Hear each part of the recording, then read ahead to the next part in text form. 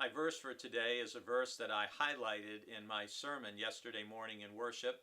I hope you had a chance to either hear that in person or you can watch it online. And that verse is chapter 2, verse 9. But you are a chosen race, a royal priesthood, a holy nation, God's own people, in order that you may proclaim the mighty acts of him who called you out of darkness into his marvelous light. Well, this verse, as I shared yesterday, is a verse that really makes it clear that life with God is life in community. And you notice how all the images in this verse, you're a chosen race, a royal priesthood, a holy nation, God's own people, they're all collective. They're all about being part of a community, a group of people. As a Christian, you're not a Christian in isolation.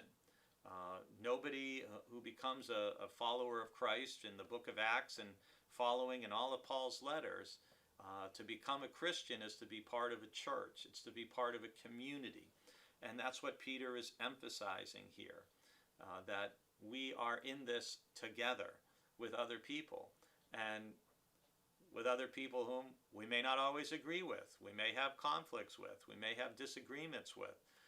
And that's why how we act in community is so important, as Peter shares earlier in chapter 2, when he talks about being built into a spiritual house, into a holy priesthood. Again, a collective image of who we are as the people of God. As Americans, so many Christians in America, Americans are really into individualism, but we really want to avoid a kind of, it's all about just me and my Jesus, as if Jesus only belongs to one person and not to the world. We really want to understand it's much more that we are part of a team. We're part of a group, part of a family that God is continuing to invite people to be a part of. So this is something that, again, it's a little bit of a counter to the individualism we can be susceptible to.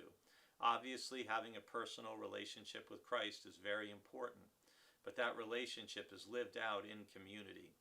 And that's why it's so helpful and beneficial to be a part of a small group if your health and life condition enables you to be. It's why being a part of a church is so important. And part of being a part of this race, this people, this priesthood, this nation, is because we are to proclaim the mighty acts of God who calls us out of darkness into his marvelous light. And we are to share with other people, this is what my life was like before God was in my life, and this is what my life is like now. This is the difference that God makes in my life. This is the difference being part of God's people makes in my life. And I hope all of us could have a positive story to share about this is where God has brought me, from darkness into his marvelous light.